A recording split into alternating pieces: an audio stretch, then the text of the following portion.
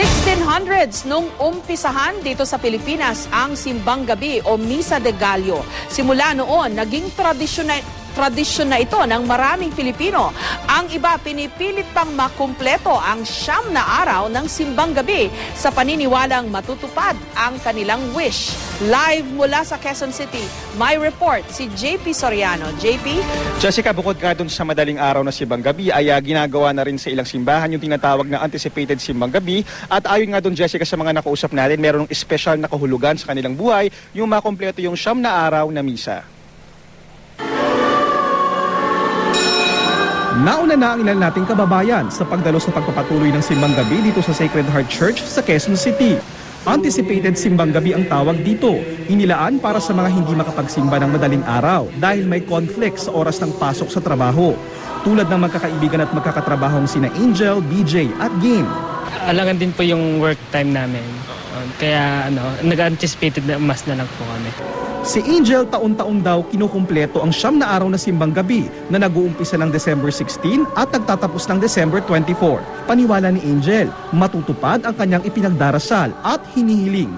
Gaya raw na nangyari nang minsang makumpleto niya ang Simbang Gabi. Ano yung hinihiling mo that time?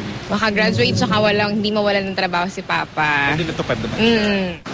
Ang magkasintahang sina BJ at Game naniniwala namang mas tumitibay ang kanilang relasyon sa pagdalo sa Simbang Gabi. May nakadagdag siya, especially kasama yung mga friends. Mas tumitibay yung namin banding. Matapos ang Simbang Gabi, syempre, sa tindahan ng mainit na bibingka at puto bongbong ang diretsyo nila. Ang kanilang Simbang Gabi feel na feel, lalo dahil sa mga life-sized bilen na nakadisplay dito. Ayon sa mga pag-aaral, 1660 nang inumpisa ng tinatawag na Misa de Gallo o mas kilala bilang Simbang Gabi. Isa itong novena ng 9 na araw ng Dawn Masses o Misa sa madaling araw. Ang mga praile raw ang nagpakilala ng Simbang Gabi sa mga Pilipino na sumisimbolo sa paghahanda para sa papalapit na kapanganakan ni Jesucristo. Noong una, sa gabi raw talaga ginaganap ang Simbang Gabi. Pero hiniling daw noon ng mga magsasaka sa mga pari na gawing madaling araw ang Misa de Gallo. Dahil nahihirapan yung mga karamihan, mga magsasaka, mga sugar cane growers, mga ganon. So hiningi nila na wag sa gabi kung saan pagod na sila, sa madaling araw. So kaya nagkaroon tayo ng mga dawn masses, yung madaling araw. Wala raw sa Biblia ang Simbang Gabi, pero isa raw itong tradisyong niyakap na ng ilang siglo ng ating bansa at naging parte na ng ating kultura. Dahil madaling araw, doon na raw naisabay ang mainit na kape, tsaa at ang matatamis na kakanin gaya ng bibingka at puto bongbong. Sa paglipas ng panahon, dito na rin daw naisabay yung simbang tabi o yung sinasabayan ng panliligaw ng mga lalaki ang sinusuyo nilang babae. Basta may religious motive, hindi mo naman pinapatay, binubuksan mo lang na kung sana yung essential, makatagpo ang Diyos.